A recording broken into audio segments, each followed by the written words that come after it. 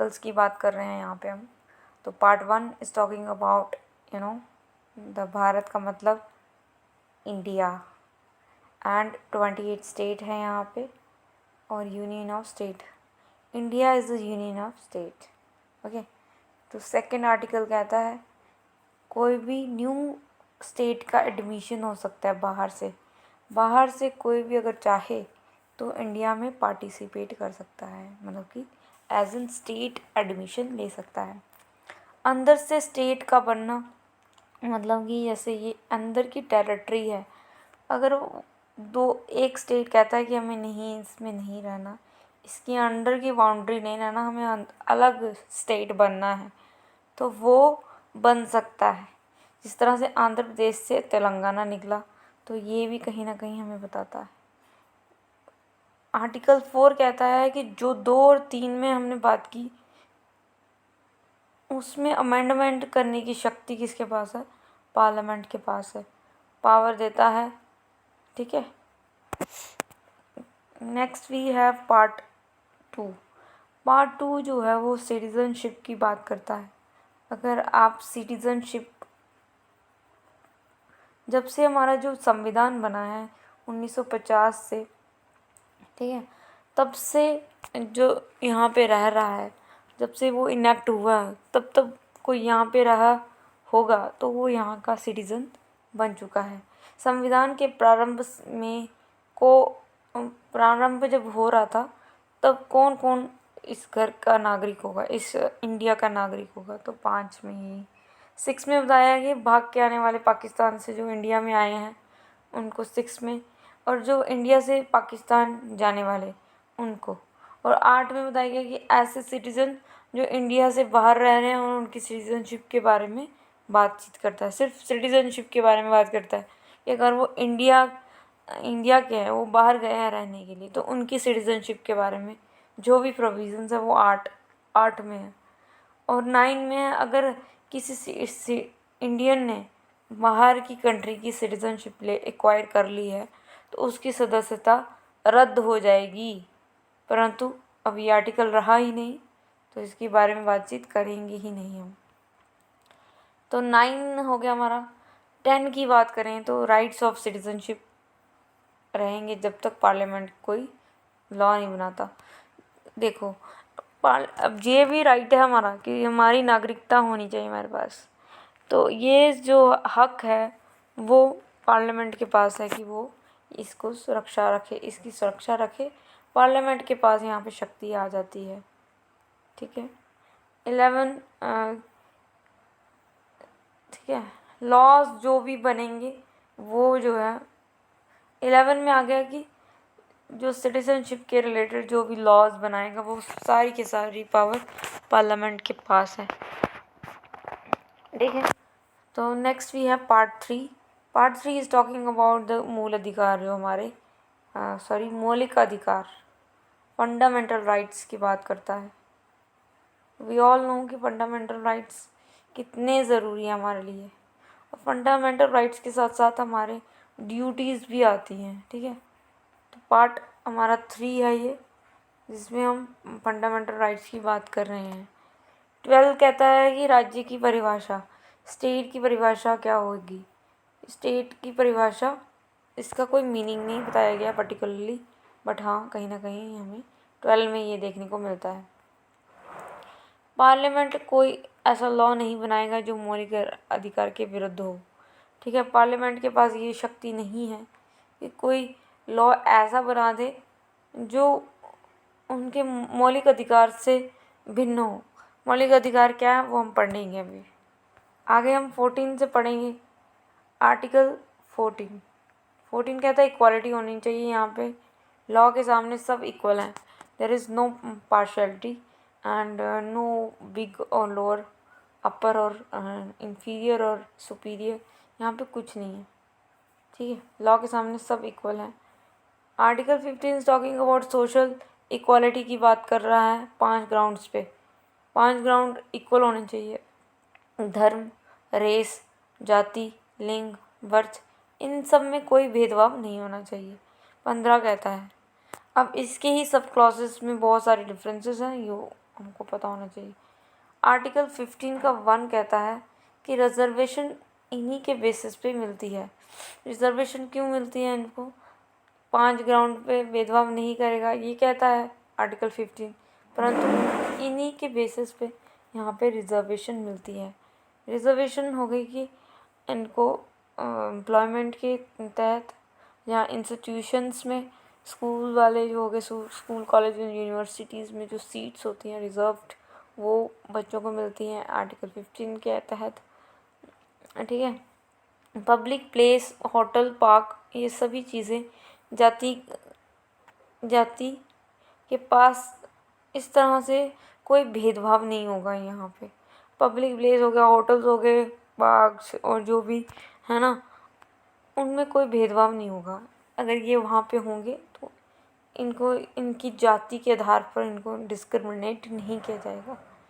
ठीक है। तो 15 का 3 क्या कहता है? ये अपवाद है। स्टेट डिस्क्रिमिनेट कर सकता है बच्चों और महिलाओं के, ठीक है, बच्चों और महिलाओं के लिए डिस्क्रिमिनेशन हो सकता है।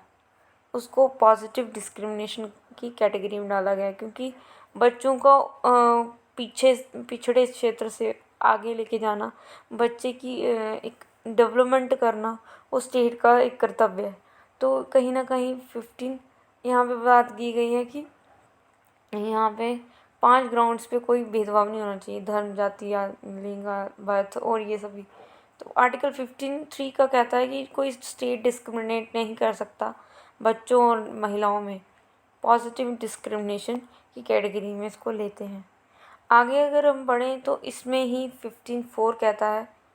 15(4) कहता है कि हमारी कंट्री में वो जो लोग हैं सोशली और एजुकेशनली बैकवर्ड हैं, जो पढ़ाई उनको नहीं मिल रही है आराम से, उनको सही तरीके से, समाज से वो पृथक हैं, समाज में होने वाले जो कार्यक्रम हैं या स्कीम्स है वो उन तक नहीं पहुंच रही है। तो आर्टिकल 15 और 4 कहता है कि हमारी कंट्री में जो सोशली और एजुकेशनली है उनके लिए रिजर्वेशन सीट का प्रावधान है। ये एक्चुअली अगर देखा जाए तो 15 जो आर्टिकल है वो कहीं ना कहीं स्कूल्स, कॉलेजेस और जो यूनिवर्सिटीज़ हैं उनके बारे में ये बातचीत करता है। तो यूनिवर्सिटीज़, कॉलेज और ये सभी इंस्टीट्यूशंस की बात करता है।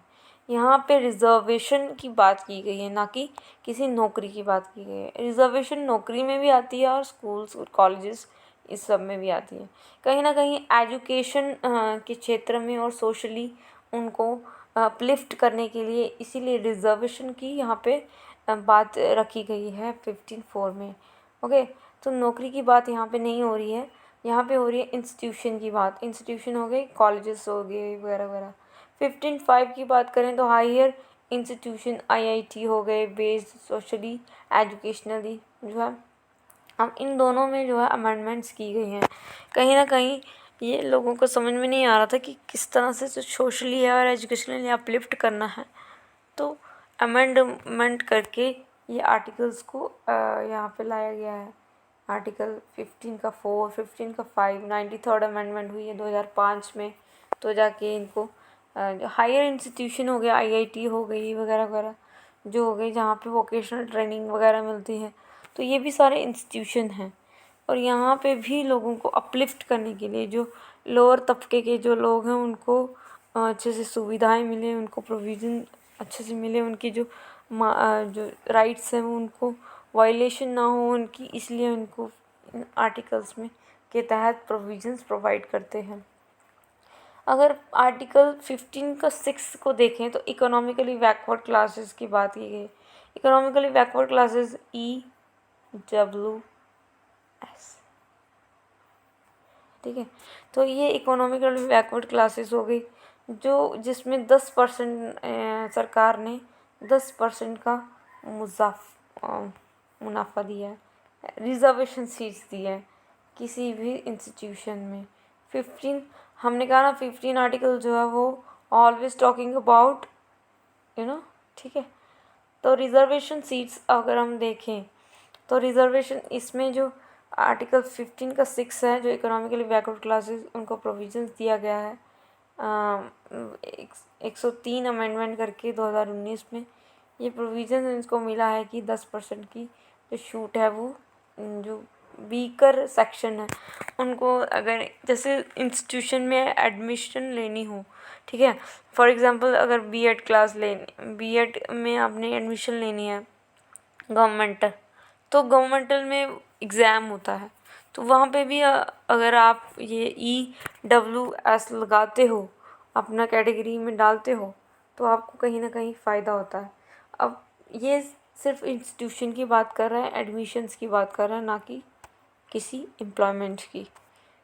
आगे अगर हम बढ़ें तो 16 बहुत ज़्यादा ज़रूरी हो जाता है। 15 अगर बात करता है इंस्टीट्यूशन की, तो 16 बात करता है सरकारी नौकरी की। सरकारी नौकरी जो है बहुत ज़्यादा हॉट टॉपिक है, ठीक है। बिहार का तो ये, इसी से तो उनकी जो सत्ता वो चलती है। सरकारी नौकरी की बात करता है, जॉब की बात करता है 16। इसमें सिर्फ पब्लिक एम्प्लॉयमेंट में इक्वालिटी की बात करता है। 16 कहता है कि there is an equal opportunities होनी चाहिए, सब में इक्वल ग्राउंड्स होने चाहिए। हालांकि यहाँ पे जो ग्राउंड दिए गए हैं 7 ग्राउंड्स की बात की गई है। 7 ground equality, birth place, birth race, gender, religion, caste, place of origin, place of destination. तो ये 7 ग्राउंड्स की बात करता है। हालांकि हमने पढ़ा था 15 में, हमने पढ़ा था कि जिसमें सिर्फ 5 ही ग्राउंड थे।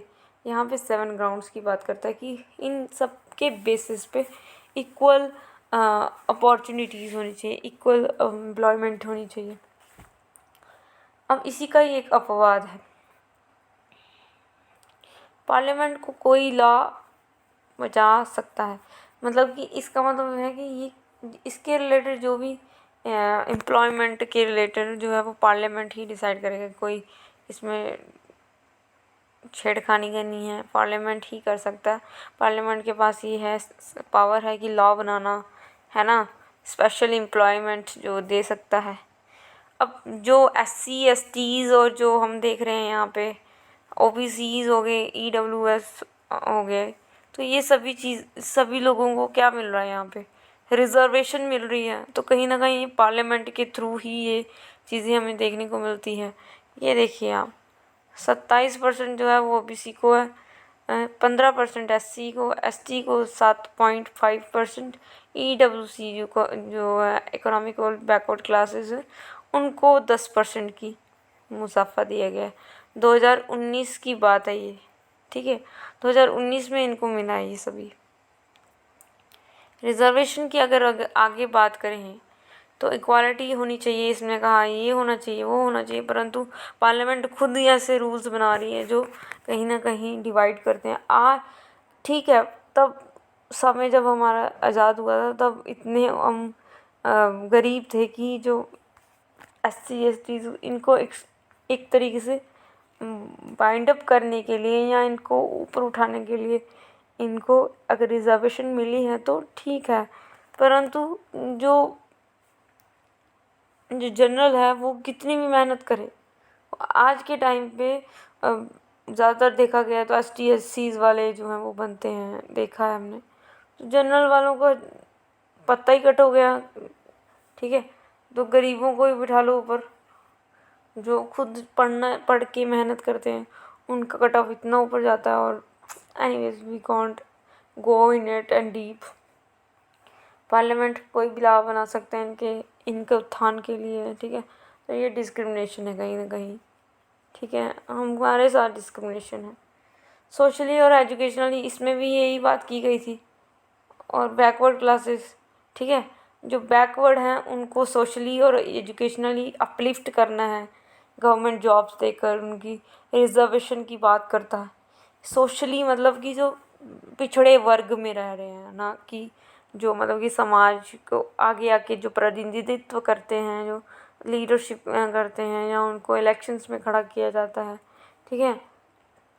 एजुकेशनली मतलब कि पढ़ाना है उनको, ताकि वो रिजर्वेशन जो है, रिजर्वेशन की बात की गई है, ये गवर्नमेंट जॉब जो है, ठीक है, उनको मिलने चाहिए।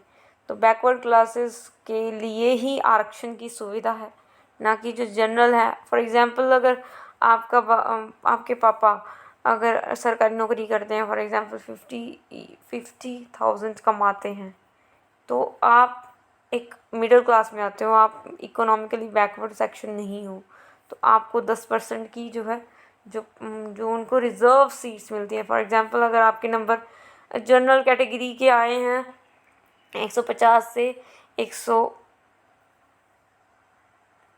100 नंबर आए हैं, ठीक है। अगर इसी में 150 में इकोनॉमिकली बैकवर्ड के नंबर आए हैं आपके 90, ठीक है, तो 90 नंबर वाला जो है उसको सीट मिल जाएगी, रिज़र्व है। 10% उनको यहाँ से मिल जाएगा और 100 हो जाएगा, और 100 में उसका जो है वो मतलब कि उसको एम्प्लॉयमेंट मिल सकती है। तो इस तरह से मेरा कैलकुलेशन का मतलब यही है कि कहीं ना कहीं जो जर्नल है वो आज के टाइम पे पिस रहे हैं। ये मेरा करने का मतलब है। रिलीजन इंस्टीट्यूशंस बना सकते हैं, ठीक है। अब इनके लिए देखो क्या क्या है। रिलीजन इंस्टीट्यूशन, आर्मी में रिलीजन, ये भी एक अपवाद है। 103 से अमेंडमेंट किया गया है, ठीक है। इकोनॉमिकली EWS जो है उनको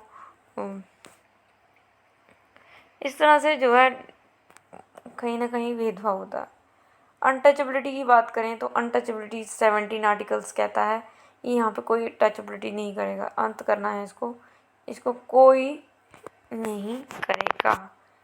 18 में हमने पढ़ा था कि उपाधियों का अंत होना चाहिए।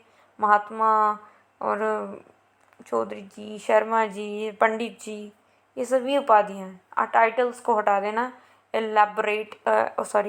एराडिकेट करना है। आर्टिकल 19 बहुत ज़्यादा ज़रूरी है। इसमें 6 सब क्लॉजेज हैं। तो उपाधियों में हमने भारत रत्न की बात कर लेते हैं, श्री और भूषण, विभूषण, पद्मश्री। तो ये सभी ये चीज़ें सिर्फ यही रह चुकी हैं और कोई यहाँ पे उपाधियों की बात नहीं करता। 19 बात करता है 6 सब क्लॉजेस की। पहला सब क्लॉज कहता है फ्री टू एक्सप्रेस, अपने आप को एक्सप्रेस कर सकते हो। प्रेस, जैसे प्रेस है, मीडिया है, प्रिंट मीडिया, राइटर, तो ये सभी अपने आप को एक्सप्रेस कर रहे हैं। स्पीच के बोल सकते हैं, इशारे में लिखना, किसी को देख सकना, कुछ भी कर सकते हो आप, फ्रीडम है आपको भाई। आगे है आर्टिकल 19 का 2 है फ्री टू मेक असेंबली। अब असेंबली क्रिएट कर सकते हो अगर आपको लगता है कि मुझे अपना संगठन एक सभा बनानी है तो बना सकते हो, ठीक है। Free to make association and union, ठीक है, संगठन बना सकते हो कोई भी, जैसे कि किसान मोर्चा, ट्रस्ट या कुछ भी एसोसिएशन बना सकते हो। किसानों का हो गया फॉर एग्जांपल, डोगराज हो गए। तो इस तरह से फ्री टू मूव फ्रीली, अच्छे से आप अगर पूरी इंडिया में घूमना चाहते हो तो मूव कर सकते हो फ्रीली। देयर इज़ नो टोका, रोक टोक नहीं है, टिकटॉक रोक टोक नहीं लगाएंगे। तो 19 का ई कहता है कहीं पे भी रह सकते हो, सेटल हो सकते हो ज़मीन लेके। फॉर एग्जांपल अगर आप चाहते हो केरला में रहना, आप जम्मू के हो, केरला में रहना चाहते हो तो आप जा सकते हो। अंडमान निकोबार में अगर आपको मन है तो कहीं पे भी डिसाइड सेटल हो सकते हो, that is your problem, but आपके पास पैसा होना चाहिए बस। फ्री टू प्रैक्टिस प्रोफेशन, कोई भी प्रोफेशन कर सकते हो भाई आप। अगर फॉर एग्जांपल पहले के ज़माने में क्या होता था, ब्राह्मण जो होते थे वो सिर्फ टीचर्स वगैरह, ज्ञान देना, ये सब उनका काम होता था, ऐसा भागवत गीता में लिखा होता है।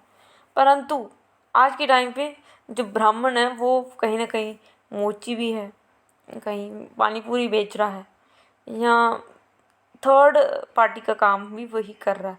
तो कहने का मतलब है कि आज कोई रेस्ट्रिक्शंस नहीं है कि अगर आप चमार हो, या हम कहते नहीं हैं ऐसे, बट पहले रेस्ट्रिक्शंस थी तो इसीलिए हम बात कर रहे हैं।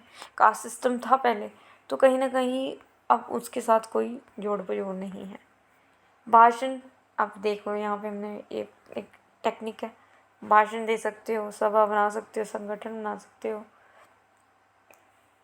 मूव कर सकते हो, कहीं पे भी आप घूमना फिरना हो आपको, निवास करना, रिसाइड करना, और प्रोफेशन, कोई भी प्रोफेशन आप चूज़ कर सकते हो. That is your own choice, that nobody can do like that. 20 articles हमने पढ़ा था कि सुरक्षा देता है कि कोई भी ऑफेंडर है उसको ये शक्ति प्रदान है या प्रोटेक्शन प्रदान है बाय द कॉन्स्टिट्यूशन कि उसको कहीं ना कहीं गवाही के लिए या एडवोकेट करने की सुविधा, गवाही, रेट्रोस्पेक्टिव लॉ. ठीक है, तो ये तो हमने पढ़ा था. Articles 21 is talking about the आज़ादी है, लाइफ की आज़ादी है, protection of life.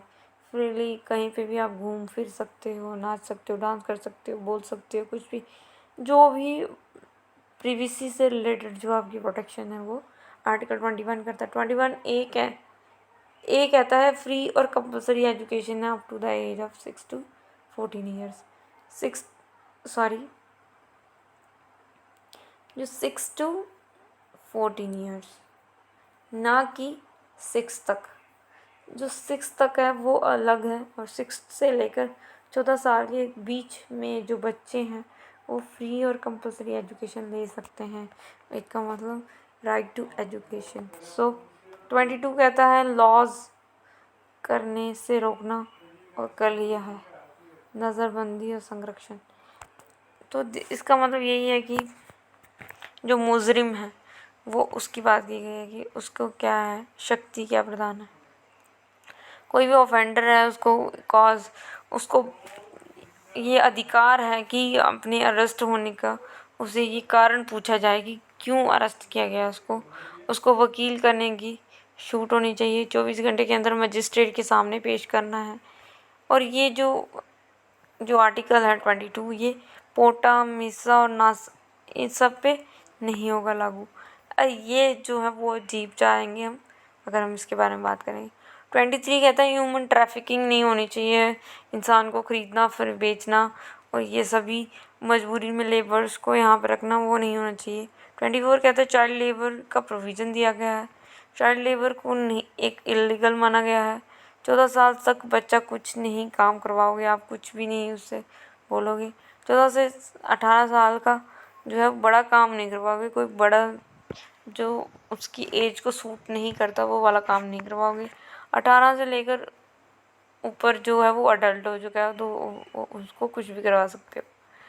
Next we have 25. 25 कहता है कि धर्म और किसी भी धर्म को हमारे इंडिया का एक सेकुलर कंट्री है, वी ऑल नो. ठीक है, धर्म से रिलेटेड फ्रीडम है. हमें कोई भी धर्म को आत्मसात करना या उसको अपना सकते हो, मुस्लिम बन सकते हो, उसको प्रैक्टिस कर सकते हो, कुरान पढ़ सकते हो, अगर वो चाहते हो कि उसको फैलाएं तो वो फैला सकते हो. तो ये आपको आज़ादी है 25 के तहत. 26 में है धार्मिक संप्रदाय को दिया गया है. 26 मेनली जो है वो रिलीजियस इंस्टीट्यूशन बनाने या उसमें बातचीत करने के लिए जो बड़े बड़े जो नेता होते हैं, धर्म गुरु जिसको कहते हैं, रिलीजन डिनोमिनेशन हो गया set of rules, thoughts and regulations in particular religion. ठीक है, धार्मिक कार्यों का प्रबंधन. कोई भी धार्मिक कार्य हर कोई थोड़ा करने लग जाएगा, टीचर उठ के थोड़ा धार्मिक कार्य प्रबंधन करने लगेगा. इनमें भी कुछ पर्टिकुलर रिस्ट्रिक्शंस हैं कि 26 जो है धार्मिक संप्रदाय को दिया गया है और इसमें सिर्फ धर्म कार्यों का प्रबंधन किया जाएगा. रिलीजन डिनोमिनेशन की बात करता है जिसमें सेट ऑफ रूल्स और थॉट्स होते हैं. इसमें आता है शबरीमाला केस और केशवानंद भारती केस, जो हमें ये बताता है कि किस तरह से जो है धार्मिक समुदाय को दिया गया ये article. Article 227 is talking about religion पे टैक्स नहीं लगेगा और यहाँ पे फ़ीस तो देनी पड़ती है कहीं पे भी आप जाते हो. तो फॉर एग्ज़ाम्पल आप गवर्नमेंट स्कूल में पढ़ते हो तो गवर्नमेंट स्कूल में अगर पढ़ते हो तो वहाँ में फ़ीस, एडमिशन फ़ीस तो लगती है ना, तो वो तो फ़ी है, टैक्स नहीं. यहाँ पे टैक्स की बात कर रहा है कि अगर फॉर एग्ज़ाम्पल रिलीजन पे टैक्स नहीं लगेगा. अगर आप कोई भी चीज़ कमाते हो, गवर्नमेंट जॉब करते हो तो वहाँ से आपका टैक्स कटता है. कोई भी चीज़ लेते हो जीएसटी कटता है, तो वो टैक्सेस में आता है. आपकी फ़ीस तो आपको देनी पड़ेगी ना. नेक्स्ट वी हैव 28 प्रोविजंस की बात करता है रिलीजन एजुकेशन। किसी भी बंदे को ये फ्रीडम है कि वो अपने रिलीजन की एजुकेशन सबको दे सकता है। गवर्नमेंट के बनाए हुए स्कूल जो हैं उसमें नहीं देना है, ठीक है। गवर्नमेंट फंड देती है, फिर वो रिलीजन को और बढ़ाने की कोशिश करती है, तो इसीलिए गवर्नमेंट यहाँ पे रिस्ट्रिक्टेड है। प्राइवेट कर सकते हैं, प्राइवेट कुछ भी बना सकते हैं। 29 कहता है मिनॉरिटी को संरक्षण देता है। मिनॉरिटी जो है हमारी, अब मिनॉरिटी क्या है, मिनॉरिटी को हमें जानना है। हिंदू इस बहुमूल्य इलाका, बहुत सारे हिंदू हैं यहाँ पे, और जितने भी रिलीजन हैं वो सारे मिनॉरिटीज़ में आते हैं, तो उसमें मिनॉरिटी को संरक्षण देता है। 29 कहता है कि मिनॉरिटी को डिफ़ाइन किया गया है। मिनॉरिटी को डिफ़ाइन कॉन्स्टिट्यूशन ने नहीं, सुप्रीम कोर्ट ने डिफ़ाइन किया है। रिलीजन और क्या कहते लैंग्वेज के बेसिस पे मुस्लिम जो है वो अपना क्या कर सकता है, मुस्लिम जो है वो 50%। अब मिनॉरिटी किस बेसिस पे कहा गया है, 50% से जितनी भी पॉपुलेशन है उसको मिनॉरिटी कहा गया है। 2011 से हम इसकी बात कर रहे हैं। 30 में अगर बात करें तो कोई भी मिनॉरिटी अपना जो है इंस्टीट्यूशन बना सकती है, वो प्राइवेट ही होगा, वो गवर्नमेंट ऑफिशियल फंडेड नहीं होगा। अगर फंडेड होगा, उसमें फ़ंड दिया जाएगा, तो वो उसके लिए सब लोग अलाउ होंगे। अगर फॉर एग्ज़ाम्पल कोई छोटा है, ठीक है, तो छोटा स्कूल, अगर फॉर एग्ज़ाम्पल छोटे स्कूल में ये पढ़ाया गया है, तो किस तरह से जो है उनको एजुकेशन मिलेगी कि नहीं मिलेगी, ये इसमें बात करते हैं। 31 इज़ टॉकिंग अबाउट प्रॉपर्टी, वो लीगल राइट्स की बात करता है। 32 is talking about the constitution right, अगर उनका वायलेशन होता है तो सुप्रीम कोर्ट जा सकते हो। हमारे जितने भी हमारे राइट्स हैं, फंडामेंटल्स राइट्स हैं जी, ठीक है, फंडामेंटल राइट्स, अगर इनका वायलेशन हो रहा है, कोई देख रहा है कि भाई ये हमारी इस बात को नहीं मान रहा, तो इसको हम क्या कर सकते हैं, कहीं ना कहीं हम कोर्ट जा सकते हैं। कोर्ट हमें देता है 5 रिट जारी करता है। 5 रिट्स में ये बताया गया है कि किस तरह से जो हम कोर्ट्स में जा सकते हैं। कोर्ट क्या करता है, चेतावनी देता है उन लोगों को कि भाई क्यों नहीं हो रहा, क्यों बैठे हो, तुमको इस ओहदे पे क्यों बिठाया गया है, तुम काम करने के लिए बिठाया गया है, तो काम करो, और फर्जी तो नहीं हो तुम लोग। तो 5 रिट जारी करता है जिसमें ये पूरी चीज़ें बताई गई हैं। फंडामेंटल राइट्स जो हैं वो 33 अगर बात करें, article 33 is talking about the fundamental rights. Fundamental rights जो है वो आर्मी पर्सनल पे अप्लाई नहीं होते। कहीं पे भी आर्मी अगर होगी तो आर्मी के ऊपर ये अप्लाई नहीं होते, कहीं ना कहीं वो काम पे लगे होते हैं, तो उनको ये सब चीज़ें राइट्स जो हैं वो आम इंसान को सबको ये राइट्स है, बट आर्मी पर्सनल को राइट नहीं मिलते। अब ये लॉजिक है अंडरस्टैंडेबल। 34 कहता है कि मार्शल लॉ जहाँ पे लगा होगा, कोई भी स्टेट में मार्शल लॉ, जैसे अस्पा लगता है, ठीक है, मणिपुर वाली नॉर्थ ईस्ट जो एरिया है वहाँ पे अस्पा लगता है, तो वहाँ पे जो है वहाँ पे फंडामेंटल राइट्स जो है कटल किए जा सकते हैं किसी भी लोगों के। लोग कहते हैं कि भाई यहाँ पे राइट्स इसकी बात कर रहे हैं, यहाँ पे क्या होता है, अफ्स्पा मार्शल लॉ वहाँ लगा होता है जहाँ पे संवेदनशील जगहें होती हैं, जैसे कश्मीर हो गया, पीओके हो गया, जहाँ पे लोग जो उपद्रव हो सकता है। फॉर एग्ज़ाम्पल वहाँ पे एक राइट्स हो सकते हैं, तो वहाँ पे अफ्स्पा या मार्शल लॉ लगा होता है। इलाके में जो जो पुलिस होती है वो बहुत ज़्यादा तैनात होती है, उनके अंदर स्पेशल स्टेटस सरकार उनको देती है, तो वहाँ पे फंडामेंटल राइट्स जो हैं वो कटल किए जा सकते हैं। मार्शल लॉ जहाँ पे होगा वहाँ पे उनकी जो फंडामेंटल राइट्स हैं उनको कटल किया जा सकता है। आर्टिकल 35 कहता है फंडामेंटल राइट्स जो हैं उनमें जो भी प्रोविज़न्स और लाने हैं या उनमें वो प्रोविज़न्स नहीं होना चाहिए, उन दोनों को अप्स एंड डाउन्स जो है वो पार्लियामेंट के पास ये शक्ति है कि उसको ये है एक ख़त्म करना या एडप्ट करना, तो 35 में बताता है। अब यहाँ से हमारा जो है पार्ट 3 कंप्लीट होता है। पार्ट 3 से 35 तक ही था, ठीक है। तो इससे हमें पता चलता है कि पार्ट 4 हम अब before we moving on this 36, तो 36 से पहले हमें पता होना चाहिए पार्ट 4A। पार्ट 4A कहता है कि कहीं ना कहीं आगे बढ़ेंगे हम इसको, नहीं इसी के साथ पढ़ लें तो अच्छा रहेगा। फंडामेंटल राइट्स के साथ साथ फंडामेंटल ड्यूटीज़ भी हैं, जो पहले 10 थी अभी 11 हो चुकी हैं 2002 से आगे। तो फंडामेंटल ड्यूटीज़ जो हैं वो हमें पता होना चाहिए कि जिस तरह से मॉन्यूमेंट्स को इज्जत देना, अपनी सुरक्षा करना, कौन कौन सी चीज़ें हैं जो सरकारी चीज़ें हैं उनका उनका बेइस्तेमाल नहीं करना। DPSP अगर आ जाए, डायरेक्टिव प्रिंसिपल स्टेट पॉलिसी के बारे में बात करें, 36 आता है सबसे पहले। डेफिनेशन बात करता है स्टेट की, डेफिनेशन क्या रहेगी, मीनिंग ऑफ स्टेट्स क्या है। प्रधान से लेकर प्रधानमंत्री और लोकल से लेकर सेंट्रल गवर्नमेंट तक सभी क्या है, स्टेट हैं, ये हमने पढ़ा था। 37 कहता है सोशल, पॉलिटिकल, इकोनॉमिक, न्याय, जस्टिस की बात करता है।